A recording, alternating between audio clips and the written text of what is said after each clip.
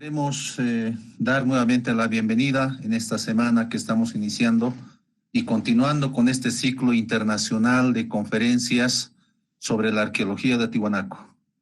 Sabemos que Tiwanaku es un espacio que está en la cuenca sureste del lago Titicaca, uno de los lagos más hondo y la más estable hasta ahora. En esta oportunidad tenemos la fortuna de contar con uno de los investigadores que ha hecho su trabajo en el lago Titicaca, principalmente en una de las huacas que está denominado, especialmente en el periodo Inca, pero también ahora nos va a hablar que no solo era desde el periodo Inca, sino también desde el periodo Tiwanaku. En ese marco, permítanme presentar la temática del doctor Christophe Delahaye, una de las temáticas muy significativas e importantísimas para aprender. Tiwanaku, ¿qué hacía en el lago Titicaca? Entonces, en este marco, su temática va a ser Tiwanaku, una cultura lacustre, arqueología subacuática en el lago Titicaca. En ese marco, permítanme también presentar la hoja de vida del doctor Christophe Delahaye. Él es arqueólogo buceador profesional, es doctor en historia de Arte y Arqueología en la Universidad Libre de Bruselas en la gestión 2016. Tiene certificado de buceo profesional en INPP en clase 1. También tiene su maestría en Historia de Arte y Arqueología de la Universidad Libre de Bruselas. Tiene una especialización en las civilizaciones prehispánicas con mención en gran distinción en su título, ¿no? Asimismo también él ha hecho varios trabajos de buceo, no solo acá en el lago Titicaca, en otros espacios también. Por ejemplo, el 2019 hizo su buceo en Guatemala, en el lago Atitlán. También es una de las personas que ha impulsado sobre lo que es la Convención de UNESCO de 2001 acerca de lo que es el patrimonio acuático, ¿no? También el 2019 estuvo en Panamá, en la ciudad, haciendo precisamente lo que es el buceo subacuático.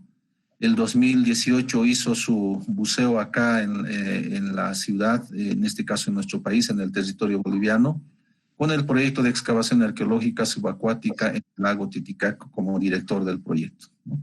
También el 2018 estuvo en Copacabana haciendo un taller regional con UNESCO acerca del acceso del patrimonio cultural subacuático como coorganizador. También en el 2017 estuvo como buceador en el lago Titicaca con el proyecto de excavación arqueológica subacuática en el lago Titicaca. También en la gestión 2016 y el 2015 en París también hizo su proyecto de análisis tecnológicos y morfológicos de las 56 cerámicas del periodo Tiwanaku, en este caso allá en Francia, ¿no? Tiene muchísimo trabajo, también tiene producción intelectual, y en este marco quiero dar la bienvenida al doctor Christophe Delahaye. Muy buenas tardes, doctor. Muchísimas gracias por aceptar la disertación de hoy día. Directamente todos los que están en la audiencia, tanto en el grupo Meet como también en la plataforma institucional, son a partir totalmente tuyas para que tú nos puedas enseñar y nosotros aprender acerca de la arqueología subacuática y en especial uno de los lagos más sagrados en el mundo, como es el lago Titicaca. Muy buenas tardes y adelante, doctor Christophe Delahaye. Muchas gracias, Rubio. ¿Me escuchas bien ahora, no? Perfecto, adelante, doctor. Voy a armar mi PowerPoint.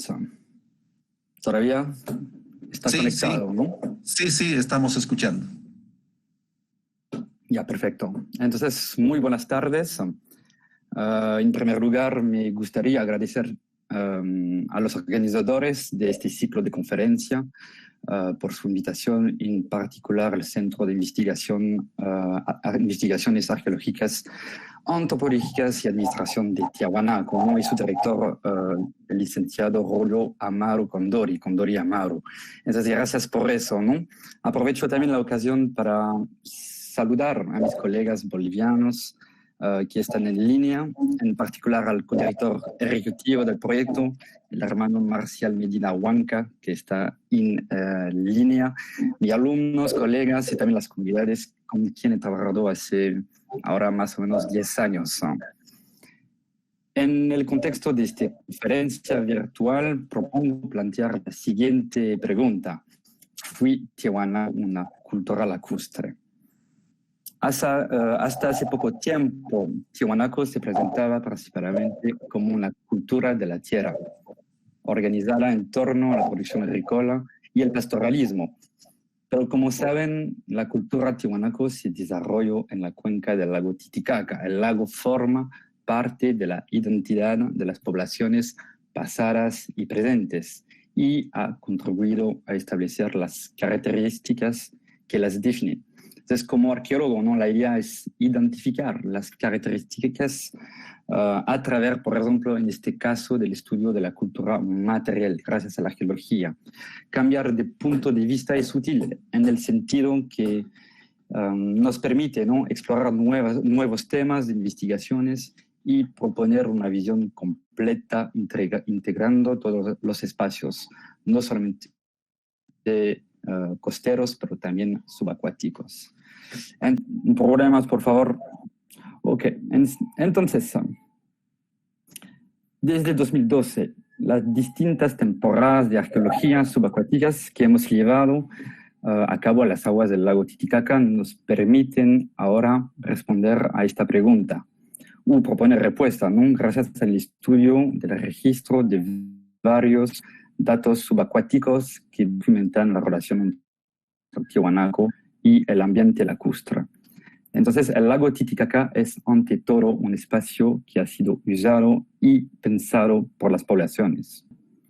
El lago Titicaca. El lago Titicaca, ubicado entre Perú y Bolivia, es un lago que tiene una altura de 4.000 de altura. Es interior con una superficie de casi 9.000 kilómetros cuadrados, ha contribuido al desarrollo de una docena de civilizaciones. Al principio del siglo XVI, el Titicaca y su cuenca eran una de las regiones más pobladas de Sudamérica. El lago es considerado como el hogar, ¿no? cultural original del Imperio Inca, que se extendía desde Ecuador hasta el Chile. Pero el mito de los orígenes incas es el producto de una larga readaptación narrativa de la cosmogonía andina más antigua. Los incas originarios del Cusco son en realidad extranjeros, ¿no? que conquistaron la cuenca del lago al principio del siglo XV y que, por ejemplo, para aumentar su prestigio y legitimar su poder en este territorio recién conquistado, utilizaron los antiguos mitos en su beneficio. Esta historia inca a veces oculta la prehistoria de los Andes. El lago Titicaca, en particular, fue el hogar cultural de la cultura tiahuanaco, ¿no?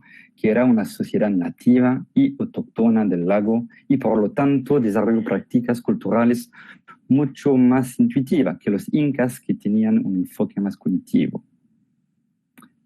La cuenca del lago Titicaca es uno de los centros culturales más importantes y antiguos de la historia de América del Sur.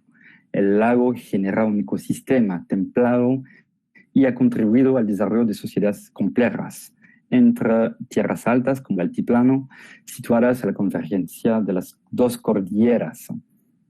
Este territorio geoestratégico se encuentra también en la encrucijada de muchos ejes de circulación e intercambio entre la costa, la sierra y la selva, lo que ha favorecido su desarrollo. Las primeras sociedades complejas aparecieron en el primer milenio antes de Cristo en forma de comunidades agrícolas y pastorales organizadas en torno a espacios cívicos ceremonial. En particular, durante la época formativa, el territorio del lago está dividido en ciudades no más autónomas que comparten la misma cultura material y la misma creencia, como la cultura Yayamama, incluido el centro de Tiahuanaco al sur de la cuenca del lago. En el siglo VI de nuestra era, por cuestiones que aún se debaten. La mayoría de estos estados citados desaparecerán en beneficio del sitio homónimo de Tiahuanaco como capital unificará política, económica y culturalmente todo el territorio del lago para formar el primer estado de la región. Esta es la civilización de Tiahuanaco. La ocupación de la cuenca del lago por esta cultura es única, porque por primera vez en su historia todo el territorio fue unificado por una población nativa con una cultura material homogénea. Por razón que también se debate en la sociedad de Tiahuanaco, se desintegrará en el siglo XI con un éxodo de la población, fragmentación del territorio que privilegiarán las laderas del lago, la aparición de nuevas técnicas de subsistencia y una nueva organización socioeconómica. Y como he dicho, a partir del siglo XV, la cuenca del lago y las islas del Titicaca serán colonizadas por un imperio conquistador, los incas. El lago se convertirá en su lugar de origen mitológico como un nuevo grupo étnico dominante. El Titicaca no solo era atractivo por sus recursos naturales y su posición geoestratégica, sino que también representaba uno de los centros cosmogónicos más poderosos en las creencias de las poblaciones andinas.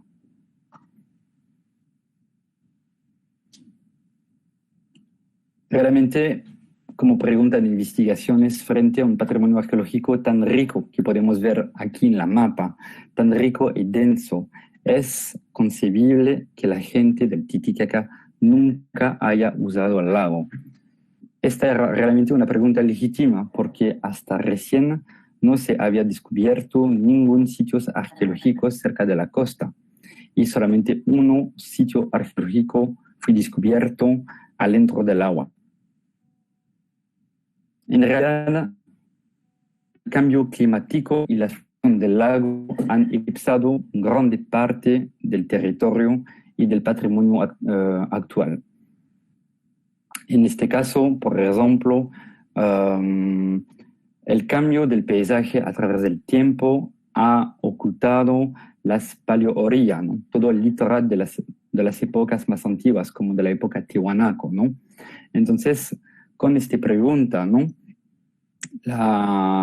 Hemos desarrollado investigaciones para integrar, por este caso, una parte del territorio muy desconocido, que es el territorio totalmente sumergido adentro del agua. Entonces, como pregunta, ¿no? En realidad, ¿qué es la arqueología subacuática? ¿Qué significa el término lacustre? Porque estamos hablando de arqueología submarina, ¿no? En realidad, en este caso, podemos hablar de arqueología lacustre, porque trabajamos en un contexto lacustre, pero sobre un patrimonio subacuático. El aspecto subacuático, el término subacuático, caracteriza el contexto de descubierto, ¿no?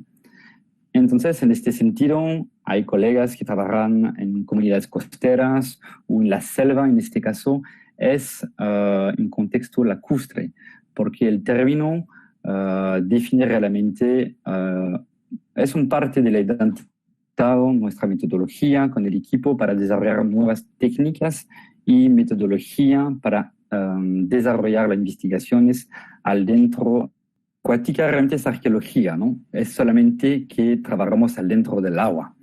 Entonces, todas las técnicas, la metodología que los arqueólogos utilizan son realmente técnicas de arqueología. El objetivo es registrar todas las evidencias conservadas al dentro del sedimento, en este caso al dentro del sedimento sumergido, ¿no?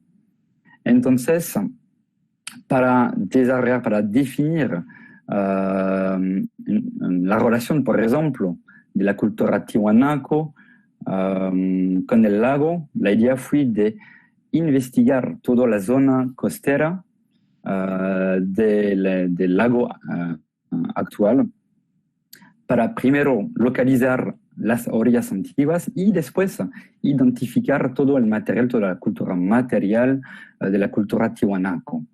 Y aquí en la imagen podemos ver no solamente un sondeo de excavaciones, pero también las técnicas para sacar las muestras de sedimento. Eso nos ayuda mucho para hacer como una catalogación de todos los eventos, no solamente culturales, pero también naturales. Aquí con las imágenes podemos ver también la complejidad, ¿no?, de este tipo de investigaciones, porque, por ejemplo, el proceso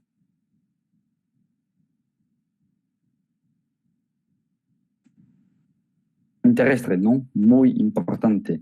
Aquí en las fotografías tenemos varios metros de sedimento lacustre, pero abajo del nivel de sedimento podemos ver que encontramos, en este caso, material arqueológico, también fragmentos de carbón, huesos, cerámica, y que realmente encontramos niveles terrestres ahora dentro del agua, ¿no? Entonces, poco a poco, a través de las investigaciones, la realización de diferentes sondeos a través del lago nos permiten ahora no solamente de reconstruir el paisaje cultural y natural de la cuenca lacustre hace 1000 años, por ejemplo, pero también gracias al material arqueológico podemos poco a poco entender qué ha hecho solamente la gente, las poblaciones, en este caso de Tiwanaku, en relación con el lago.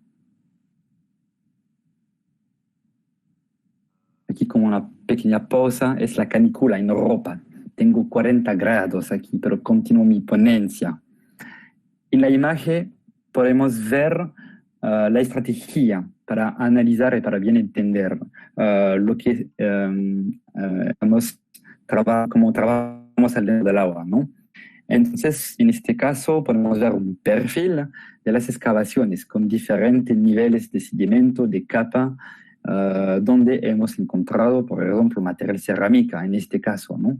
Pero también gracias a muestras de sedimento, gracias a análisis geoquímica, análisis de la geología, tenemos muchas informaciones que nos explica, que nos ayuda a entender por qué, por ejemplo, tenemos tanto materiales dentro del agua, ¿no?, en relación principalmente a los cambios, a las fluctuaciones del lago a través del tiempo, ¿no?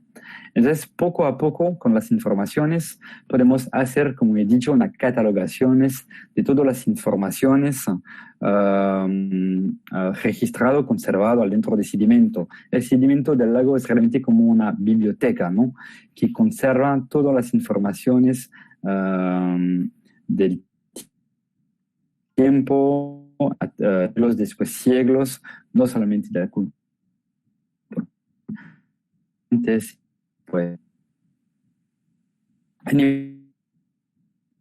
pues preambula, voy a presentar algunos aspectos para también no solamente presentar los datos que encontramos, ¿no?, pero también para proponer como una discusión sobre la importancia no solamente de la arqueología subacuática, pero también de los resultados, ¿no?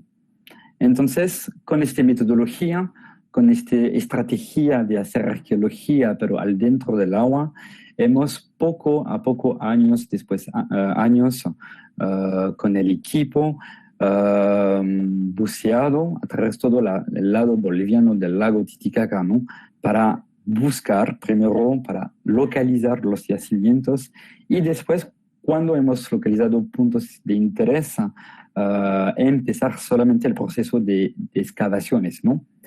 Entonces, antes de este proyecto que hemos empleado en 2012, entonces poco a poco hemos localizado durante los 8 últimos años 25 nuevos yacimientos arqueológicos subacuáticos, ¿no? Entonces también este resultado muestra la importancia de incluir, en este caso, por ejemplo, los datos naturales. En arqueología, cuando estudiamos una cultura, tenemos como un territorio homogéneo, ¿no? Podemos ver el intercambio entre el ambiente, la cultura, las interacciones, donde hay las zonas de agricultura, las ciudades, las poblaciones, donde vive la gente. En este caso, y generalmente en los lagos de altura hay realmente mucho cambio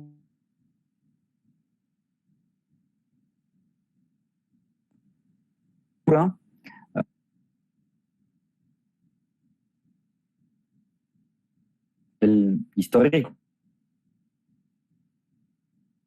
verano, el invierno, pero también el nivel histórico. En este caso, por ejemplo, ahora podemos localizar la orilla Tiahuanaco a más o menos 5 metros de profundidad del nivel de agua actual.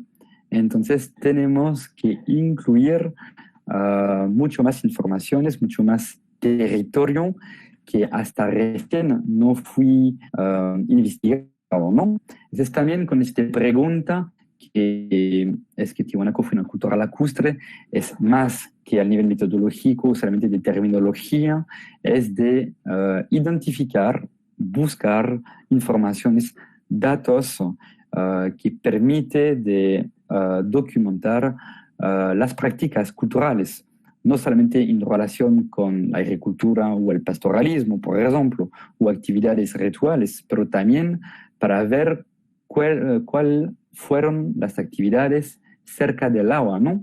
Porque realmente tenemos poquito informaciones, ¿no? Hasta recién no hay testimonio de navegaciones, un testimonio no sé, de poco informaciones sobre la explotación de los recursos naturales, como el totora. Hay poco información de iconografía. Entonces, buscar este tipo de informaciones, ¿no?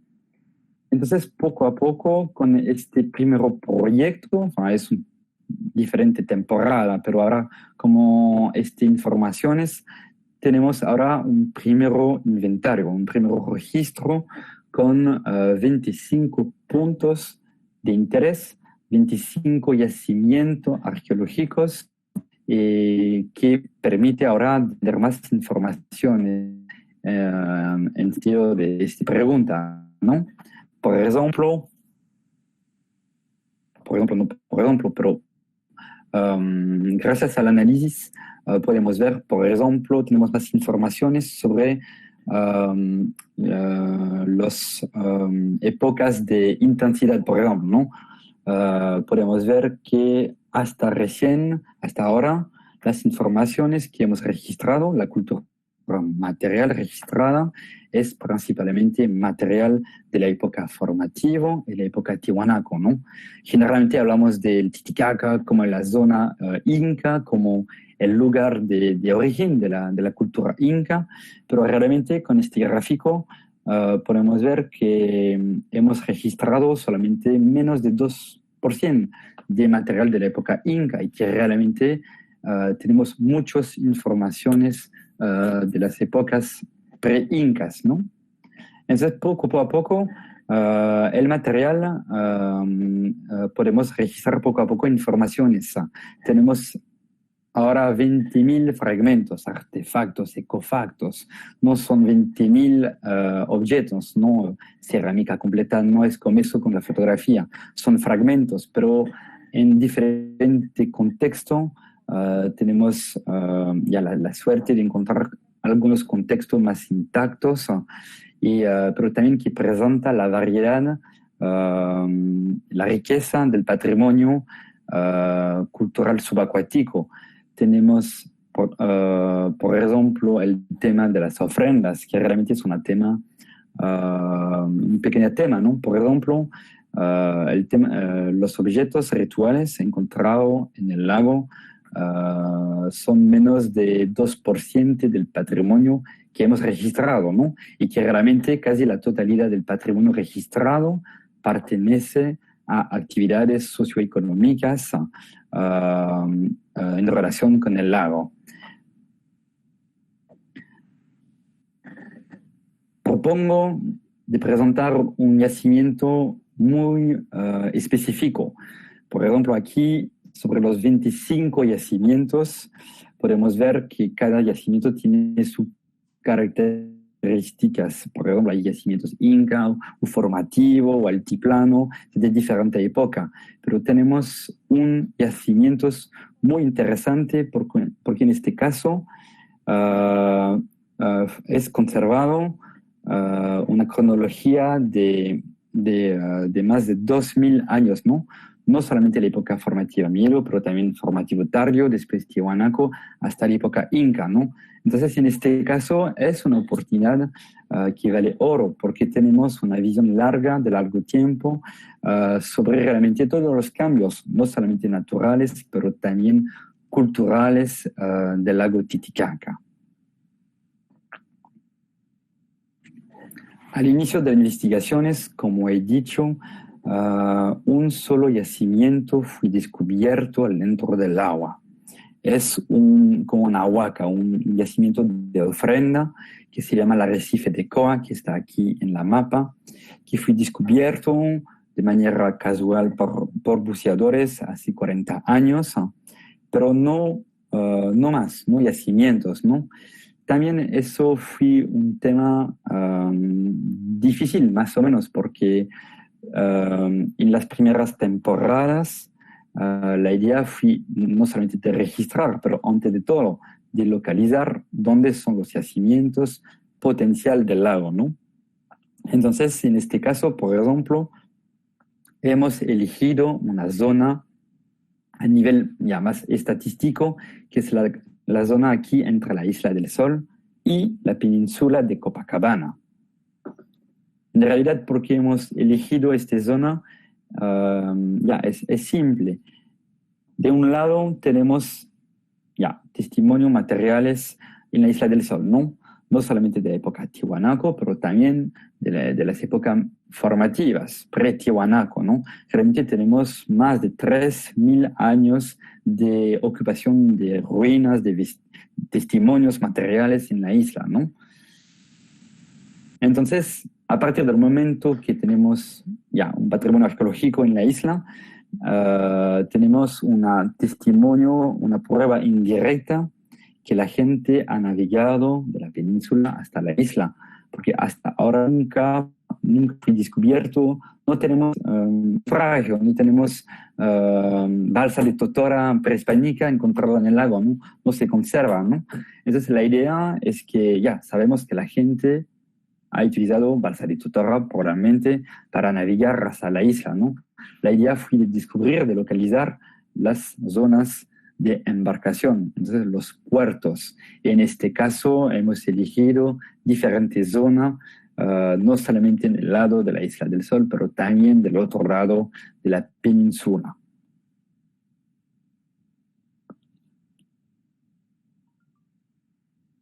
En esta fotografía podemos ver al fondo la península y la isla, ¿no? Enfrente, ¿no? Entonces, podemos ver que hay solamente 1 kilómetro, máximo 2 kilómetros entre la isla y la península, ¿no? Entonces la idea fue de investigar toda la zona alrededores de la costa, ¿no? De la península y de la isla, ¿no? Entonces hemos encontrado años después, diferentes yacimientos, aquí en verde de la época Tiahuanaco, en rojo la época Inca. Entonces poco a poco informaciones, puntos de embarcaciones entre las dos zonas, ¿no? Entonces cuando hablamos de arqueología subacuática, es más arqueología lacustre, ¿no? Realmente es muy diferente que la arqueología submarina, ¿no? En el mar, en el Pacífico, los buceadores tienen que salir afuera del litoral y generalmente trabajan sobre el tema del naufragio, ¿no? En este caso, como el tema de las fluctuaciones del lago es muy importante, trabajamos realmente cerca del litoral, porque cuando la topografía es abrupta, realmente podemos encontrar la antigua zona litoral a solamente 10 metros de la costa actual, ¿no? Pero al dentro del agua, ¿no? Entonces, en esta imagen ya podemos ver que trabajamos realmente al pie de la costa, aquí a 5 metros de profundidad, para hacer el diagnóstico, hacer sondeo y empezar realmente las investigaciones, el proceso de arqueología, ¿no? Entonces, también en relación con este tema de investigaciones, el aspecto inédito no es solamente de la discusión, ¿no?, sobre la identidad de la cultura tiwanaku.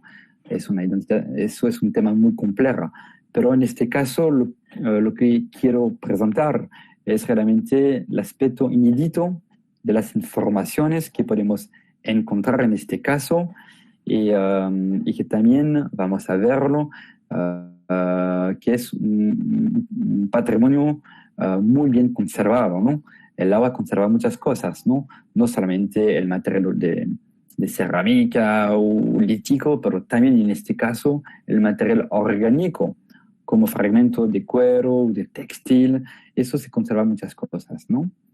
Entonces el trabajo continúa a empezar en esta zona y como somos en zona litoral, hay un proceso de erosión muy intensivo, ¿no? Entonces, como podemos ver en la ilustración, el trabajo empieza primero para limpiar la zona, ¿no? Hay muchas piedras.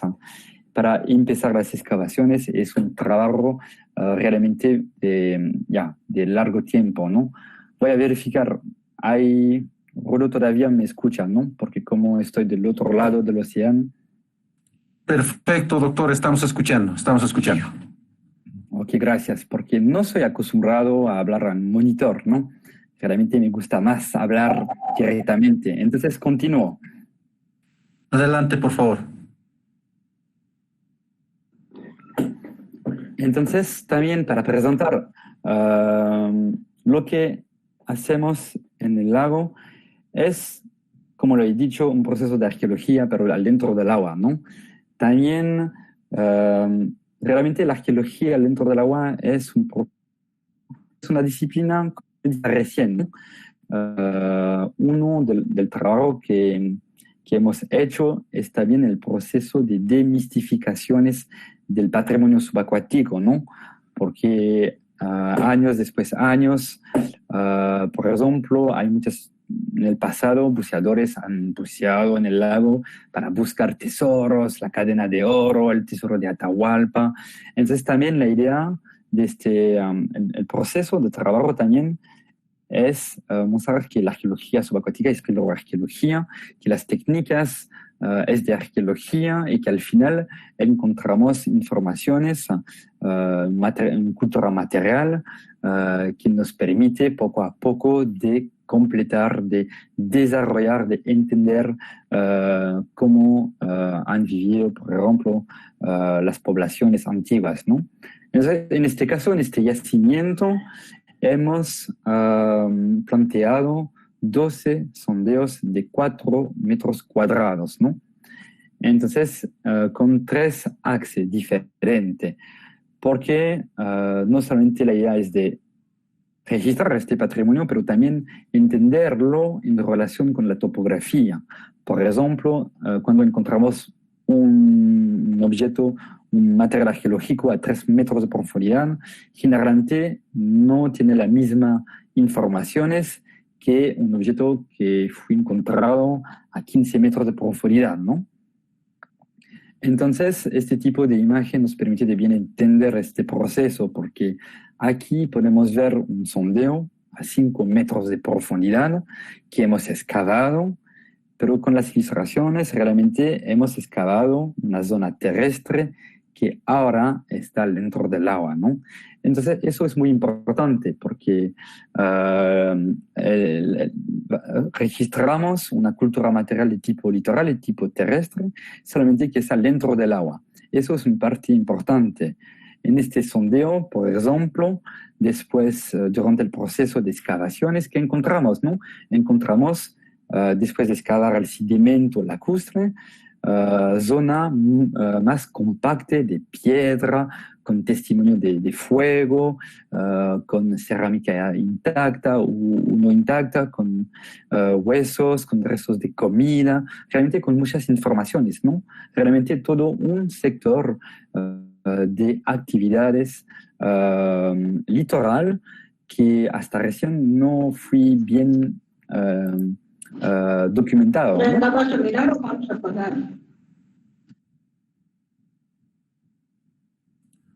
Adelante, adelante, doctor. Continúo. Entonces, por ejemplo, aquí hemos encontrado ese tipo de material, ¿no? Entonces, sí, adelante, adelante, doctor. Hay un micrófono que está activo, por favor, lo puedes silenciar, Analí. Adelante, doctor. Gracias, no pasa nada. Entonces, por ejemplo, aquí tenemos testimonios materiales de un taller lítico especializado. Encontramos, por razón, podemos ver en la fotografía que encontramos no solamente materias primas, pero también el percutor, la herramienta, puntas de proyectiles, astillas de taller, realmente todo un kit de taller especializados, ¿no? Eso no es inédito, ¿no? Pero poco a poco con los otros tipos de artefactos podemos ver que encontramos también otros tipos de actividades como taller de cuero, ¿no? Tenemos aquí un raspador, ¿no? De piedra, una aguja, pero también herramientas para reparar redes de pesca. Realmente con el proceso de excavaciones hemos encontrado una cultura material que documenta como una zona industrial, ¿no? Una zona especializada de la época Tiahuanaco, pero realmente muy desconocida, ¿no? Porque seguro que en la geología terrestre ha registrado tipo de artefactos similares, ¿no? Pero en este caso, en la zona litoral Tiahuanaco, hemos encontrado realmente sectores casi industriales de actividades con muchos materiales que documentan realmente actividades dinámicas en relaciones con los yacimientos hacia la tierra, que documentan realmente un proceso económico en relación con el trabajo lítico, el intercambio de las materias primas, el trabajo de cuero, etcétera, etcétera. Y eso es normal también porque el trabajo de cuero, por ejemplo, es un trabajo que necesita mucha agua, ¿no? Pero ¿dónde hay agua cerca del lago Titicaca? En la costa del Titicaca, pero como el litoral Tiahuanaco está ahora dentro de 5 metros de agua, todavía no hemos encontrado este tipo de testimonio, ¿no? Entonces es solamente poco a poco con el trabajo de arqueología subacuática que podemos poco a poco identificar nuevos espacios muy desconocidos de actividades especializadas, en este caso de la época Tiahuanaco, ¿no? Entonces aquí, por ejemplo, es un taller de trabajo de huesos, ¿no? Son huesos, no es madera. Entonces, realmente un trabajo muy fino, muy lindo. Hay una paleta ritual, hay muchas herramientas en relación con este contexto, ¿no? Entonces, como podemos ver aquí en el corte, ¿no? Es un perfil estratigráfico al dentro del sedimento del lago. Tenemos diferentes niveles que pertenecen a diferentes épocas, al dentro de cuales hemos encontrado los objetos, ¿no? Los artefactos. Y poco a poco podemos reconstruir la cronología, no solamente a los niveles más altos tenemos informaciones, artefactos de la época inca, por ejemplo, pero después poco a poco material más antiguos, ¿no? La excavación también al dentro del agua es como una máquina, ¿no? Para viajar a través del tiempo, ¿no? Más profundo es, generalmente más antiguo es teórico, pero a veces funciona, ¿no? Entonces, para continuar este tipo para continuar mis presentaciones, podemos ver que también hacer diferentes sondeos a diferentes niveles de profundidad es muy importante porque cada nivel va a documentar actividades distintas. En este caso hemos hecho una trinchera de 12 metros de larga y de 4 metros de ancho, entre más o menos 5 metros y 12 metros de profundidad. Entonces, somos más lejos, somos en la zona de transición del litoral de la época Tiwanaku, entonces somos adentro del agua, ¿no? Entonces, es una zona un poquito más profundo. Podemos ver aquí un sondeo de 2 metros o 2 metros, un buceador que excava. Y cuando excavamos esta zona, encontramos otro tipo de materiales. En este caso, no tenemos niveles de suelo terrestre con actividades. Es una zona sumergida, también en la época Tiwanaku. Es porque en este caso encontramos, por ejemplo, una ancla de balsa, ¿no? Un ancla de piedra, pero también lastre por las redes de pesca, ¿no? Entonces, eso es muy importante porque, como le he dicho, ¿no? Hasta ahora no hemos encontrado naufragio de balsa de Totora. Existe iconografía de la época Wari, no Tiwanaku, pero Wari, más figurativas, que presenta balsa de Totora. Poco en la época Tiwanaku no hay realmente iconografía, ¿no? Entonces, seguro que las poblaciones de Tiwanaku, de la cultura Tiwanaku, han utilizado balsa de Totora, ¿no? Pero no tenemos una prueba, ¿no? Este tipo de descubierto, como ancla o lastre, es muy importante porque es pruebas indirectas de la navegación prehispánicas en el lago Titicaca. Y es porque también en la zona más profunda encontramos este tipo de material, porque es una zona sumergida y que es normal encontrar anclas en zona de puerto, ¿no? También en este tipo de zona encontramos, por ejemplo, un tubo, ¿no? de cobre. Entonces, es poquito diferente de la antigua zona litoral, porque en este caso es un material que tiene ya más o menos más valor, ¿no? Es realmente objetos perdidos como accidente durante la navegación, ¿no? Es una zona de transición, una zona de puerto. Entonces, en la zona de puerto la gente pierde objetos, por ejemplo, ¿no? Yo, por ejemplo, puedo perder mi cuchillo cuando voy al dentro de mi lancha, ¿no? Entonces, este proceso testimonio encontrar este tipo de artefactos adentro del agua.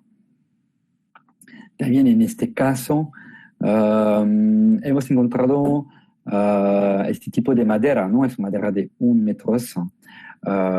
Entonces es interesante, pero lo que es más interesante es que cuando hemos hecho una fecha radiocarbón de esta madera, hemos recibido una fecha del inicio del siglo XV, que realmente es la época de la conquista inca de la cuenca lacustre del Titicaca, ¿no? Pero después es interesante porque este tipo de madera, por ejemplo, es muy específico de madera que viene de Amazonía y que los malcus actual de la Isla del Sol, no solamente al final del siglo XIX o al inicio del siglo XX, pero también ahora, este tipo de bastón que existe todavía, ¿no? Que también es importante porque puede ser que esta tradición es una tradición de la época post-Tiwanaku, Inca, por ejemplo, ¿no? Entonces, para continuar más o menos esta historia, ¿no? Esta presentación, es que cada profundidad va a dar nuevos tipos de informaciones.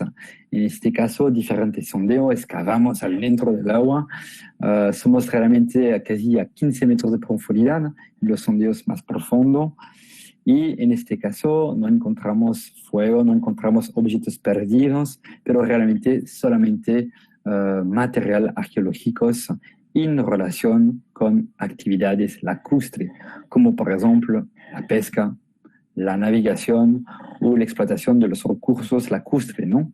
En este caso hemos encontrado muchas piedras de este tipo que son lastre y que probablemente fueron utilizados para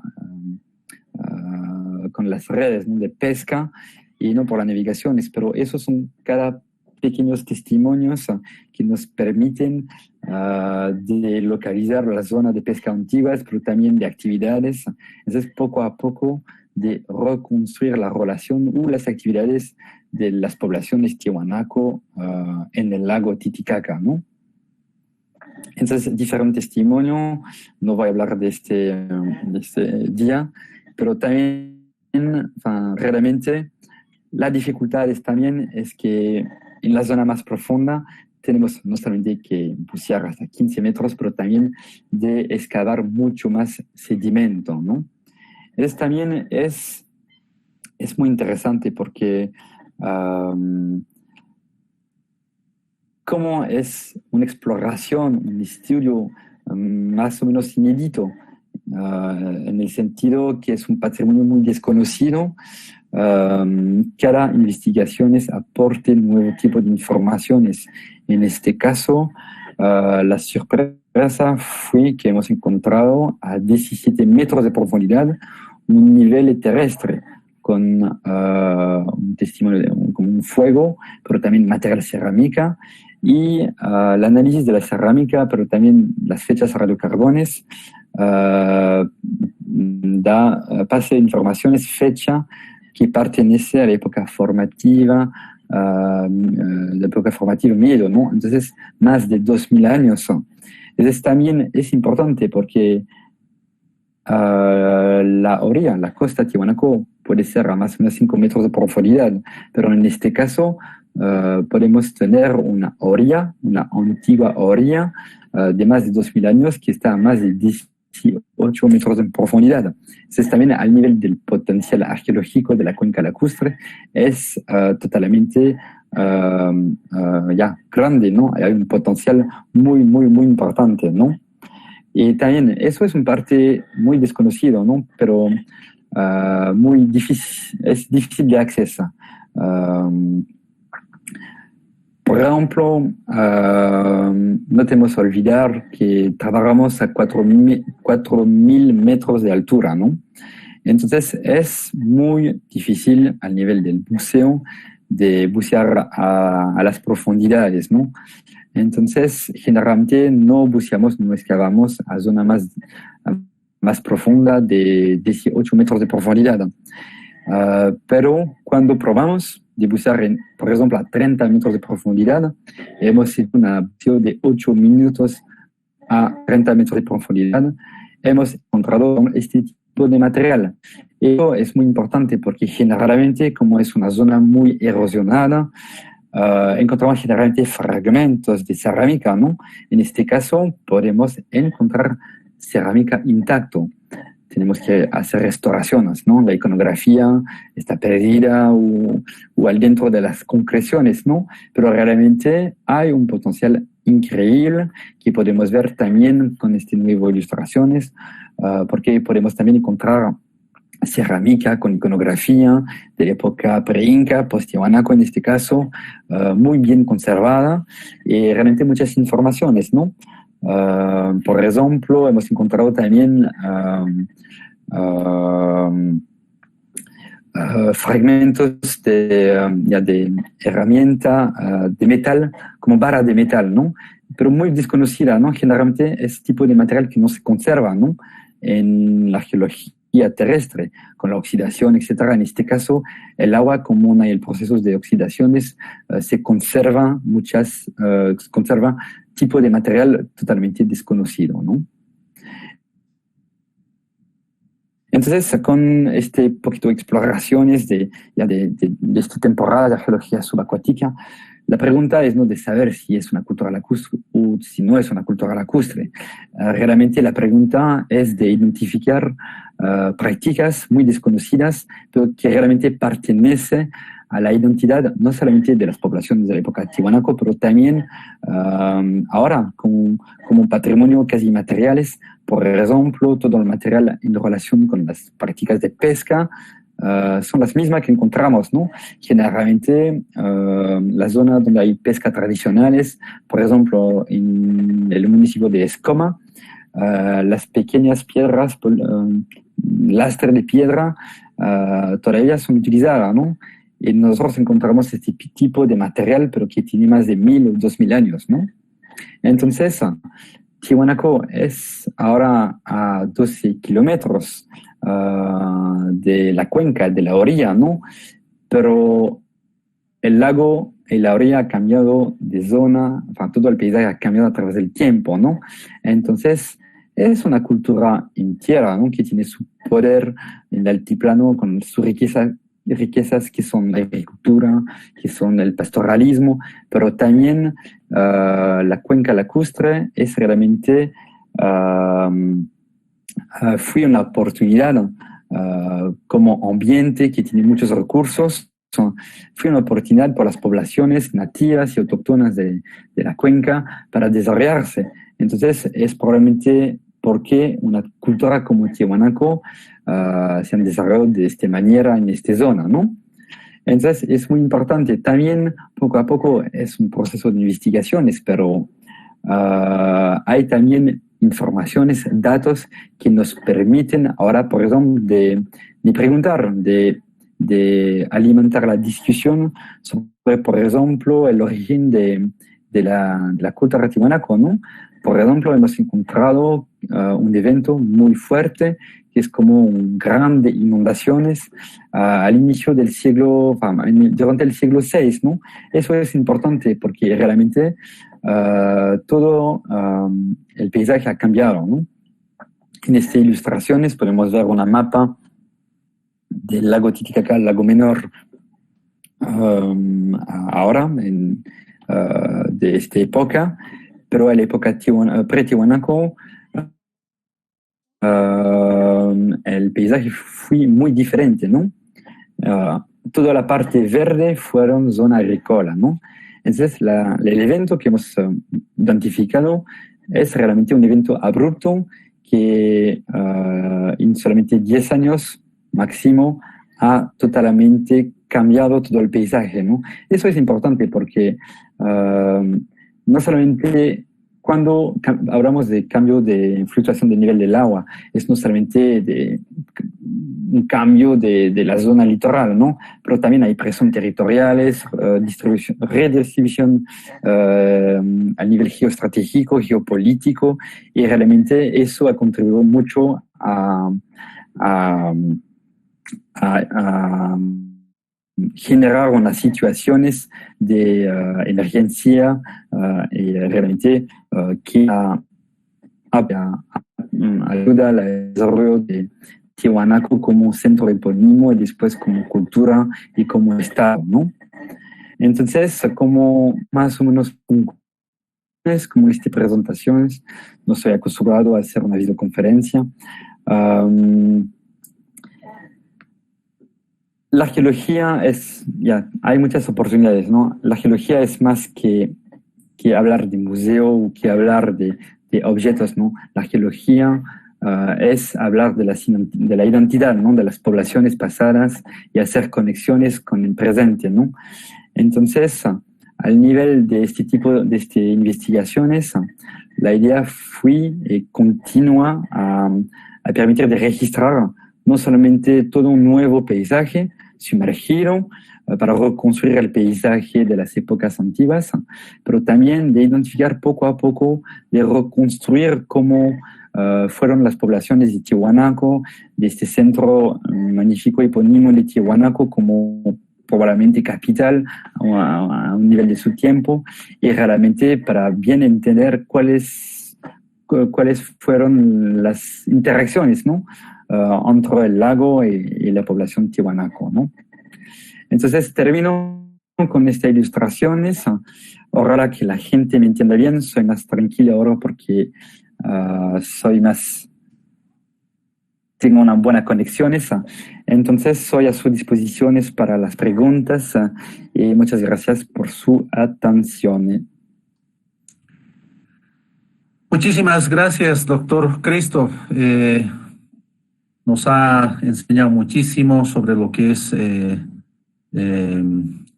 varios asentamientos alrededor del Círculo Titicaca, no solamente en el lado boliviano también, sino en el lado de la hermana República de Perú. Tenemos muchas preguntas que han formulado. Voy a ir pasándote para que puedas ir respondiendo cada una de las preguntas, tanto en la plataforma institucional del CIAT a través del Facebook Live, así también en el grupo que está en el grupo Meet. Primero agradecer y transmitirte los saludos que han llegado, estimado doctor Cristo. Mandan saludos de Cusco, de Arequipa, de Estados Unidos, de Lima, Calama, Chile, en Bolivia, en Quime, Chuquisaca, Bolivia. Acá en Tiwanaku las autoridades, los concejales también están viendo, desde La Paz, El Alto, los Yungas y por supuesto acá en Tiwanaku, ¿no? Quiero empezar a transmitir las preguntas, por favor. José Marcial Hernández Soto pregunta lo siguiente. En las costas del lago Titicaca, sureste del volcán Capilla, en el lado Perú, ¿se encontraron yacimientos arqueológicos? Entonces, hablamos de la península cerca de Yunguyo, ¿no? De Copacabana, sí. ¿No? Correcto, correcto. Sí, entonces hemos investigado solamente el lado boliviano hasta ahora, ¿no? Entonces hemos trabajado en el municipio de Tiquina hasta realmente Santiago de Ore, ¿no? Chucuperca, que es muy conocido, ¿no? Pero también, entonces, no hemos buceado realmente al pie de Capilla, ¿no? Pero hay tanto yacimientos arqueológicos costeros registrados por los arqueólogos peruanos o bolivianos, depende del lado, que realmente sí, esos son buena señal para definir el potencial arqueológico de la zona, ¿no? También tengo que distinguir, ¿no? Porque entre el lado del lago menor y el lado del lago mayor hay diferente proceso, ¿no? El lago menor no es profundo, ¿no? Entonces tenemos que imaginar, como hemos visto al final de mis presentaciones, que el lago menor fue casi seco, ¿no? A la época Tiwanaku, ¿no? Entonces que realmente toda la zona es arqueológico, ¿no? A nivel, es potencialmente arqueológico. Así es. Gracias, doctor Christoph. Roberto Carlos Jiménez Espinal pregunta lo siguiente.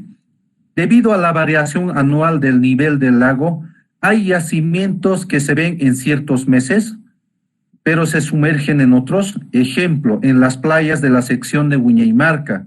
¿Qué dicen las proyecciones del lago del largo plazo sobre el nivel futuro del lago? Sí, gracias por la pregunta, es muy interesante.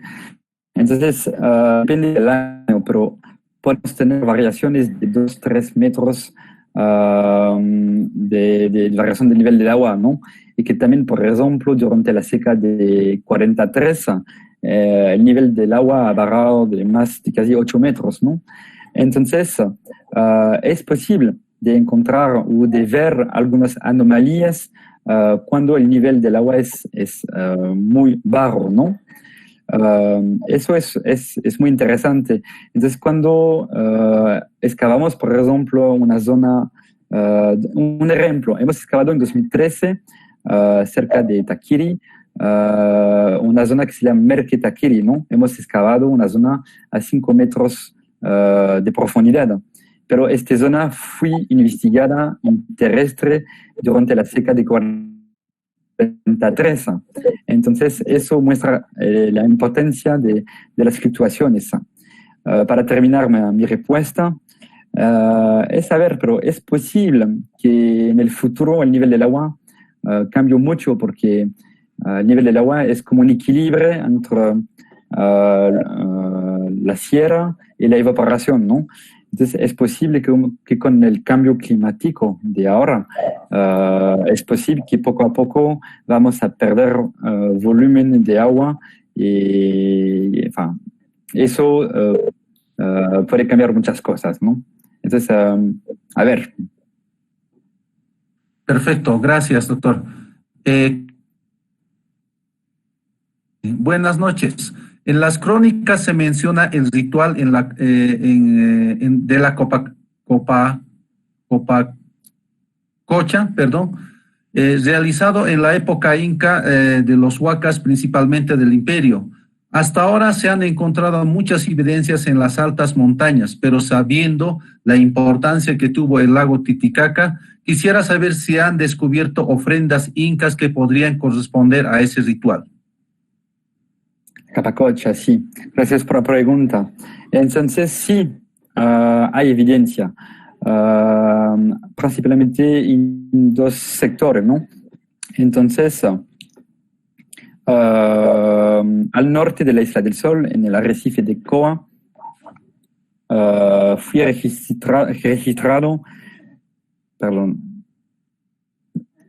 diferente carga lítica, ¿no? Con materiales, figurinas, miniaturas de oro, de plata, de espondilus. Eso es realmente tipo de material que es muy similares a las ofrendas encontradas en la alta montaña, ¿no? En directo de Capacocha, ¿no?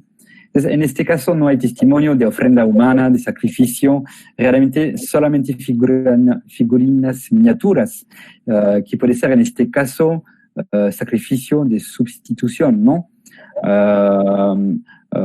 Como miniatura, ¿no?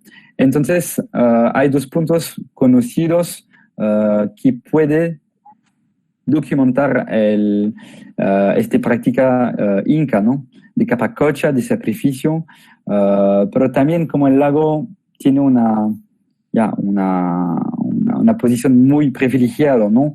Durante la época inca, ¿no? Como lugar de origen, ¿no? Entonces también puede ser también un culto de los ancestros, una relación también en el agua, ¿no?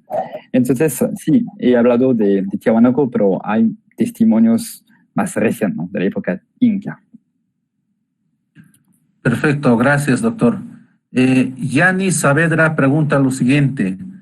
En los restos y material encontrados, que en su mayoría tihuanacotas y no incas, ¿se puede decir que los incas no le dieron tanta importancia o tuvieran mucha actividad en el lago? Entonces creo principalmente que es una pregunta, una visión de escala, ¿no? Una perspectiva de escala de tiempo, ¿no? La época formativa más la época formativa tardía más la época tihuanaco, hay más o menos 1500 años, ¿no? La época inca es más o menos un siglo de ocupación.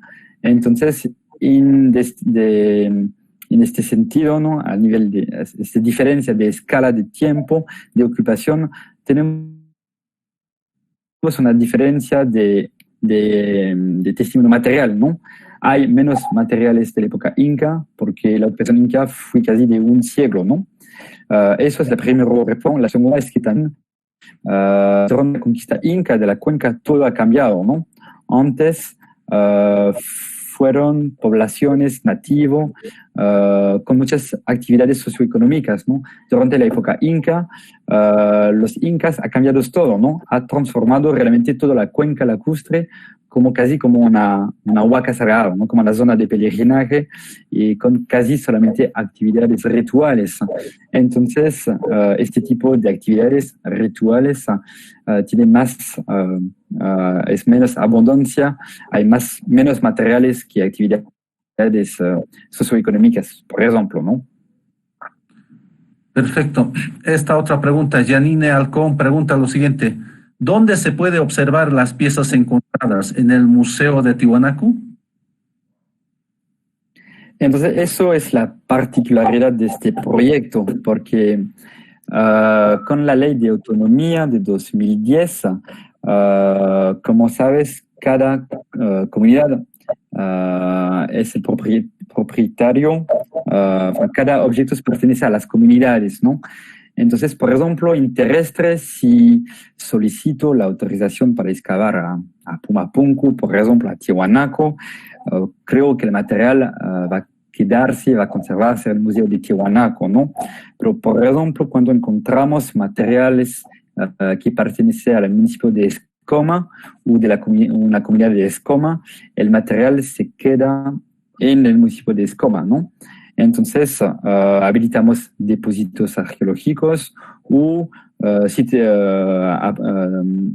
con el apoyo del municipio podemos valorizar salas de exposiciones, ¿no? Entonces, la particularidad es que todo lo que hemos encontrado años después años no son conservados al mismo lugar, pero son conservados en 10, 15, 20 puntos diferentes de la cuenca lacustre, porque hemos trabajado hasta ahora dentro de 13 municipios y más o menos 40 comunidades. Entonces, todo el material está dispersado. Perfecto, gracias, doctor. Desde Francia, Franco Isquinet pregunta lo siguiente. Primero, felicitaciones, Christoph, y saludos desde Francia. Una pregunta. Sergio Chávez y John Janusek postularon la explotación de piedras y esculturas, a veces a larga distancia, mediante el transporte en el lago. ¿Qué opinas acerca de este tema? ¿Encontraron unos indicios a favor de esas actividades durante sus exploraciones subacuáticas? Entonces, gracias, François, por esta pregunta, es muy interesante. Realmente, en este caso, lo más interesante es la relación entre Tiahuanaco como ciudades y Las Carreras, ¿no? Que si es de Andesita, es la península de Copacabana. Entonces, entre el sitio de Tiahuanaco y Copacabana, la península de Copacabana, como sabes, ahora hay la laguna, ¿no? Hay agua, ¿no? Pero también el lago ha cambiado de niveles a través del tiempo, ¿no?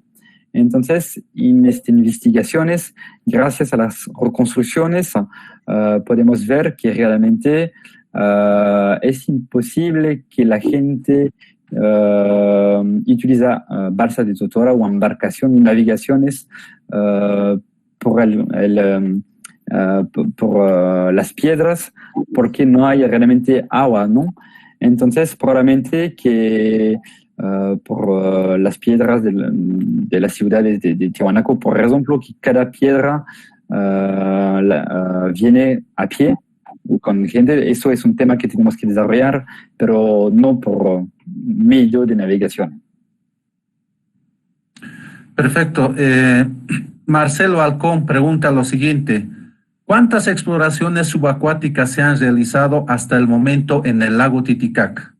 ¿Podría mencionarnos cómo aportaron las exploraciones subacuáticas del año 1991, National Geographic y la expedición Acacor del año 2004? Entonces, hasta ahora tuvieron 23 expediciones subacuáticas. La primera fue en 54, un americano. Después los argentinos, 66, justo 58, etcétera, etcétera. Es muchas temporadas, ¿no? En 91 es con Johan Renard, ¿no? Con el apoyo de National Geographic.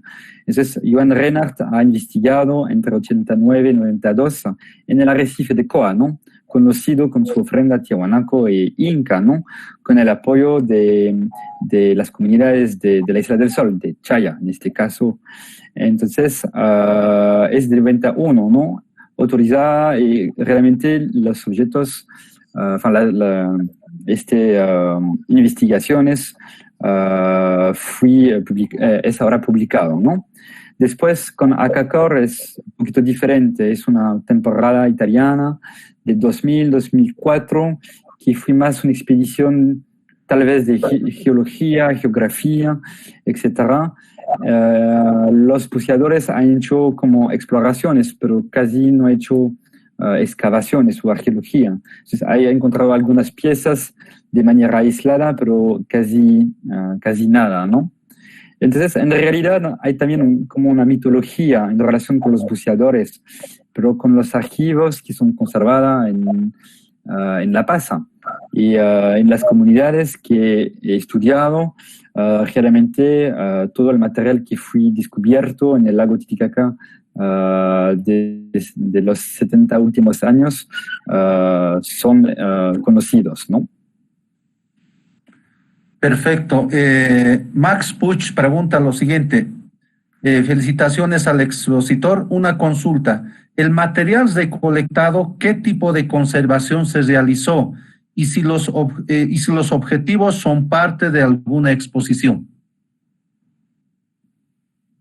Entonces, tenemos un proceso de largo tiempo, ¿no? Porque el contexto subacuático conserva bien el material geológico, pero también necesitamos de hacer un tratamiento de 2 a 3 años de todo el material geológico. Porque, por ejemplo, si tenemos una artefactos de madera. Si lo sacamos del agua directamente a la vitrina, después un mes se desintegró totalmente, ¿no? Se destruyó, ¿no? Es destruido. Entonces tenemos todo un protocolo de largo tiempo para poco a poco estabilizar todo el material arqueológico durante este proceso, antes solamente de pensar hacer una exposiciones, ¿no? Entonces, por ejemplo, el material de las excavaciones de 2013 fueron en sala de exposición solamente en 2017. Entonces, 4 años después.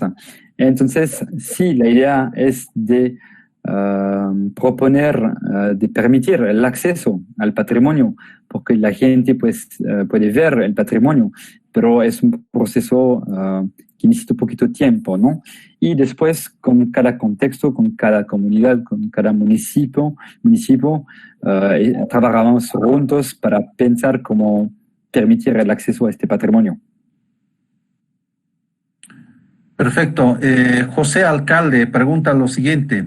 Excelente exposición. ¿Hay evidencias de que alguno de los objetos encontrados en el lago fueron ofrendas? Sí, ese también es el mito, ¿no? Eso es el heritaje de la época inca, ¿no? Por ejemplo, cuando toda la metodología, las creencias actuales, un parte es un heritaje de la cultura inca narrativa, ¿no? Por ejemplo, el sol y la luna, ¿no? Pero tenemos que entonces, hasta recién los buceadores, las antiguas temporadas, los buceadores pensé que el lago es ya lleno, que hay solamente ofrenda, ¿no? Lo que hemos visto es que hay ofrenda, son muy hermosas, ¿no? Son increíbles, pero es poco, hay solamente 1, 2, 3 testimonios, 2, 3 puntos, pero no mucho más, ¿no? Entonces, menos de 2% del patrimonio registrado son ofrendas directamente, tiahuanaco o inca, pero después todo el material registrado es en relación con actividades socioeconómicas, de pesca, de navegaciones, etcétera, etcétera. Hay, pero poco. Perfecto. Danilo Torrico tiene una consulta. ¿Es posible el uso de estudios de batimetría para tener referencias de posibles lugares donde encontrar restos arqueológicos? Correcto, sí, es una buena pregunta, porque sí, porque a partir del momento que... Adelante, doctor, por favor. A partir del momento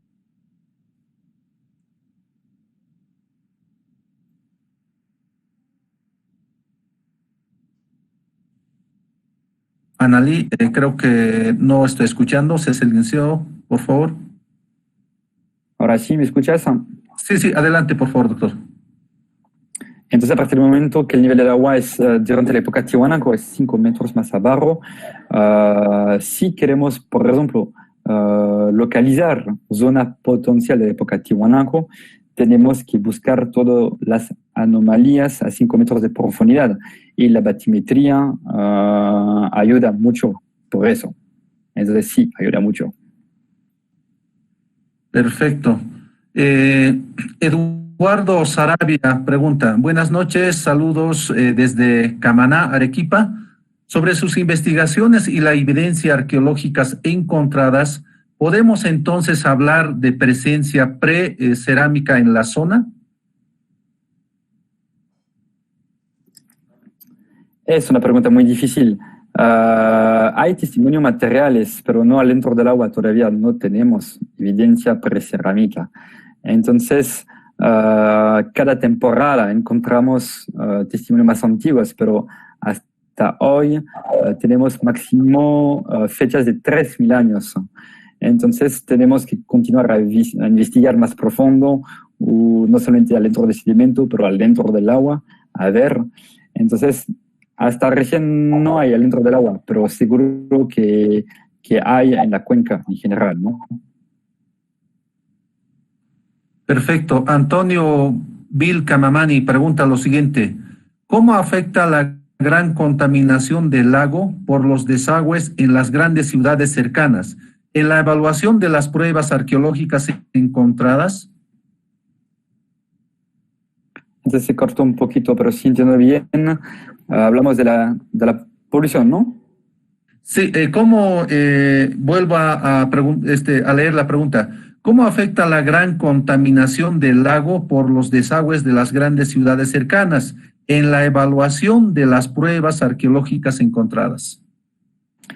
Sí, gracias por la pregunta. Este tema de polución es principalmente cerca de la bahía de Coani o del lago Menor en general, ¿no?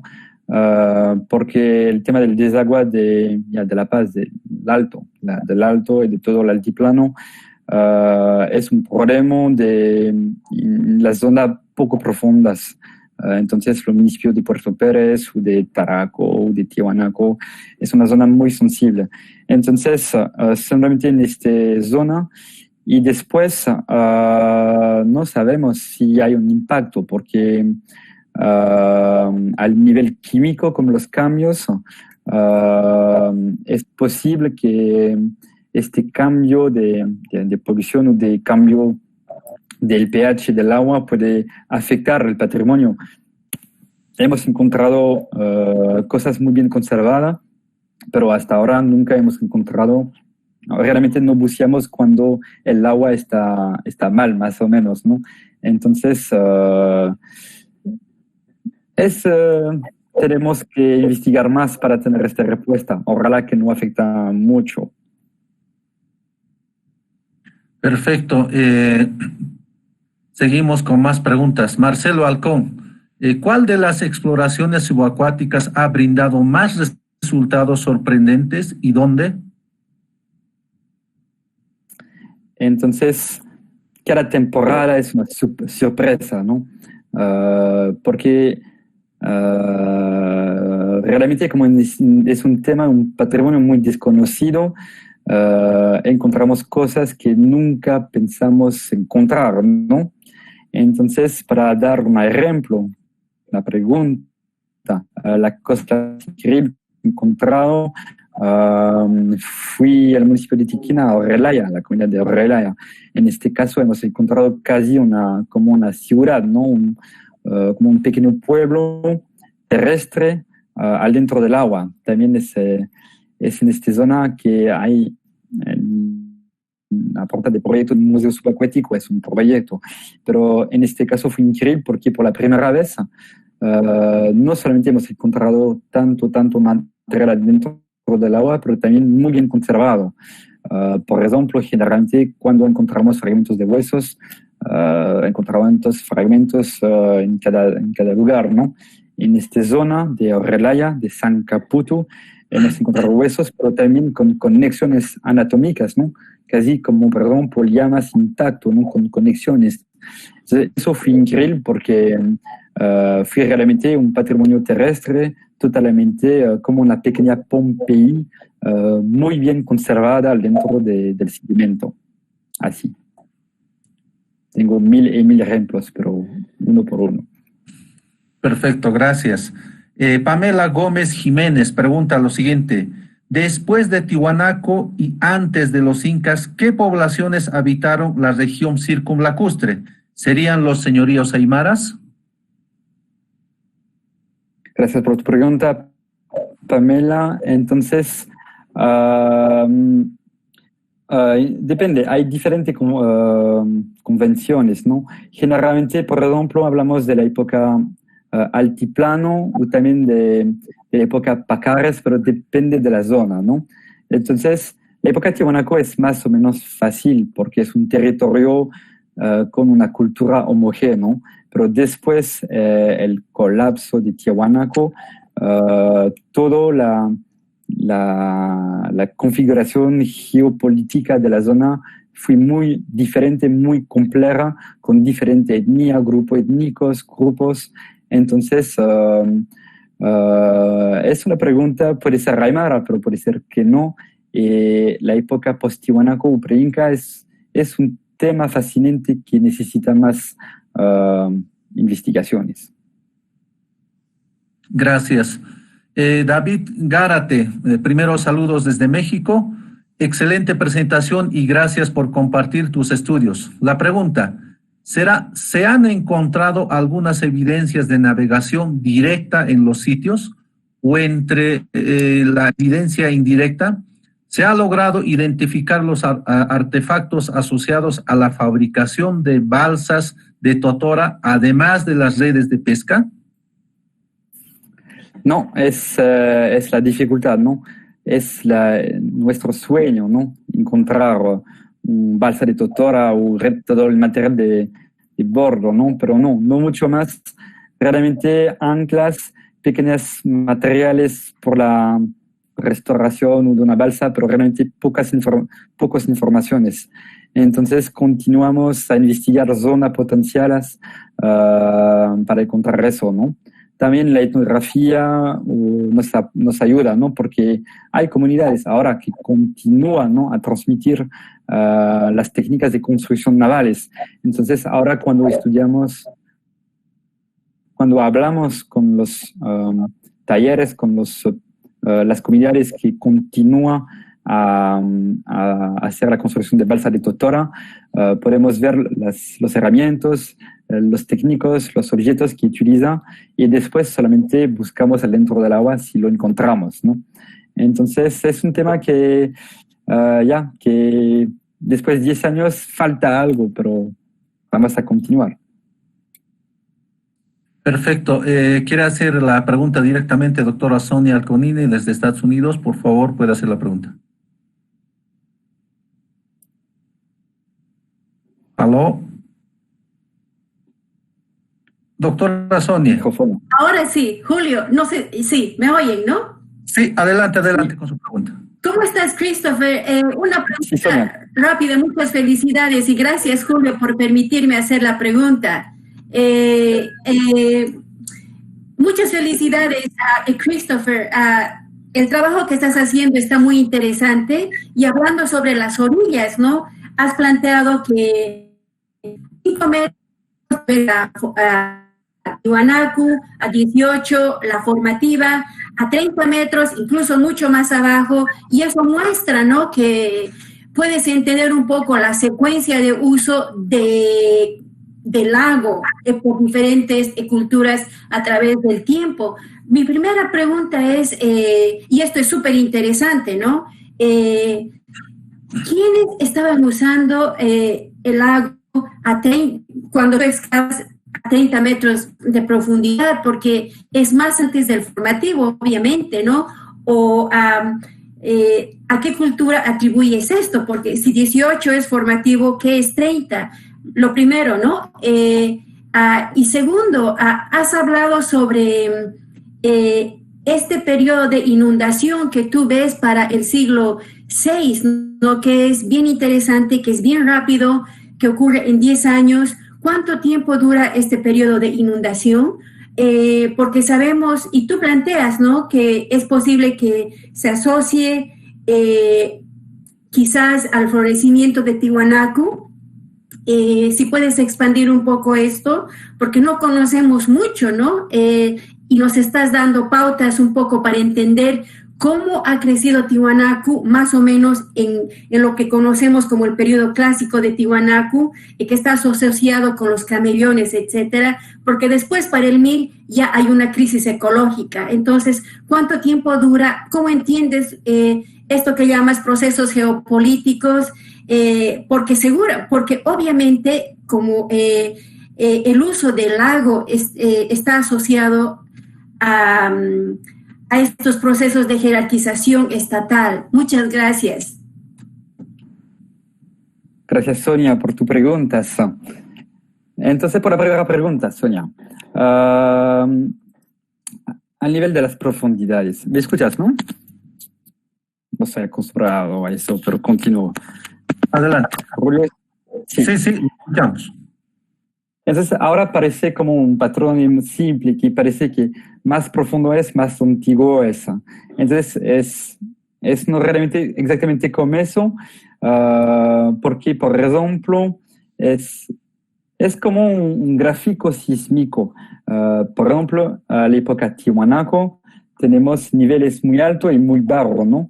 Entonces podemos encontrar, por ejemplo, a 8 metros o a 12 metros un nivel formativo, pero también un nivel Tiwanaku abajo y más arriba, ¿no? Entonces es realmente un proceso muy complejo, pero realmente para hablar, por ejemplo, del contexto que he mostrado, ¿no? A 18 metros de profundidad, a 3.000 años de antigüedad, eso es muy, muy interesante porque son materiales que todavía hemos identificado, pero no mucho más, ¿no? Falta más análisis de petrografía, pero realmente que pertenece al formativo medio y que también fue encontrado no a una zona seca, pero probablemente es posible que la orilla está más profundo, ¿no? Entonces, ahora es más a nivel técnico que tenemos unas dificultades, es que tenemos una visión bien clara de las fluctuaciones, del impacto de la escala de las fluctuaciones de los primeros 18 metros, pero después, como no podemos realmente bucear más profundo, falta informaciones, ¿no? Es porque también estoy armando un proyecto con otro tipo de tecnología, ¿no? También para tener acceso a esta zona profunda, ¿no? Porque también, si en la época formativa formativo miedo, hay menos de 20 metros de profundidad y realmente tenemos que repensar totalmente las investigaciones y el paisaje, la cuenca, ¿no? Entonces, eso es a nivel de las profundidades. Y sobre la pregunta de la inundación del Big Flood, es un tema muy interesante que estamos terminando de tratar también para publicar este tipo, las informaciones. Pero sí, como he más o menos mostrado al inicio de mi ponencia, es que podemos realmente hacer una catalogación de no solamente todos los eventos culturales gracias al análisis del material cultural, pero también de los eventos naturales que pueden ser como secas o épocas de inundación, ¿no? Entonces, la cosa la más interesante que hemos encontrado es que sí, al medio del siglo VI, entonces después la época formativa inicial o inicio de la época Tiwanaku corresponde a un evento mayor de grandes inundaciones. Entonces, hay los trabajos de Colata, 93, hay el trabajo de los ecofases, ¿no? De zona humida, zona seca. Eso es importante, pero en este caso no solamente tenemos realmente el impacto físico concreto en el paisaje, porque en este caso podemos con las fluctuaciones. En este caso es posible que el nivel del lago ha cambiado de 10 metros totalmente, ¿no? Eso es importante porque al final de la época formativa tardía hay un statu quo, ¿no? Entre las comunidades, entre Lucumarta, Huancane, Tiahuanaco, todas las comunidades, los centros cívicos ceremoniales del formativo tardío, ¿no?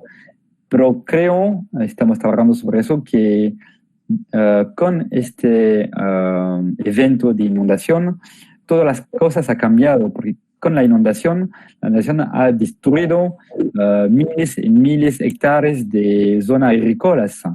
Pero con la zona, por ejemplo, de Lucumarta, está ahora más cerca del lago, realmente el centro cívico de Lucumarta ha sobrevivido, ¿no?, a la inundación, pero no la tierra agrícola. Entonces, todo el sistema económico se colapsa de Lucumarta, ¿no?, en favor probablemente de Tiwanaku, que fue más lejos de la orilla, ¿no? Entonces es un tema a desarrollar y que estamos desarrollando, pero realmente es proceso, como ustedes saben, no monocausal, no es pluricausal, muy complejo, con componente cultural, político, pero en este caso es un evento mayor de crisis climático o de crisis ambiental que para mí ha contribuido totalmente a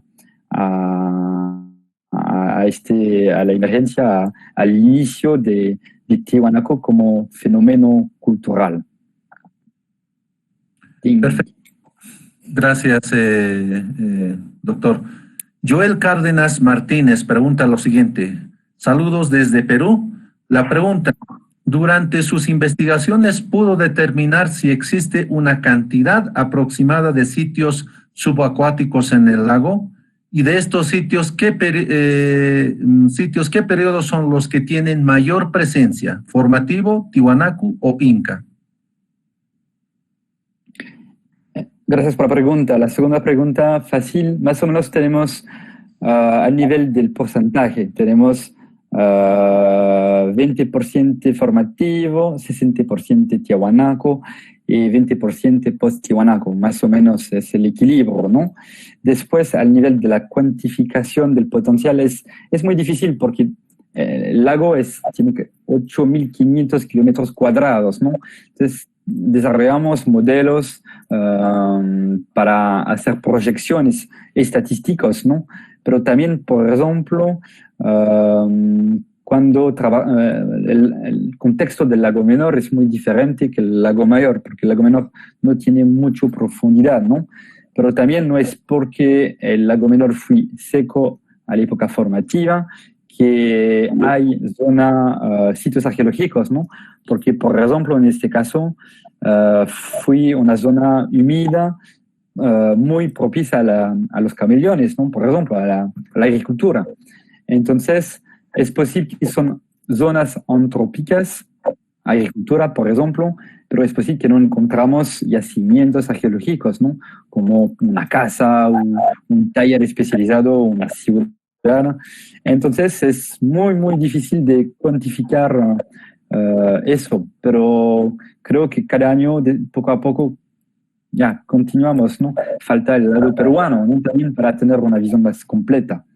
Entonces, así más o menos el estado de las investigaciones ahora mismo.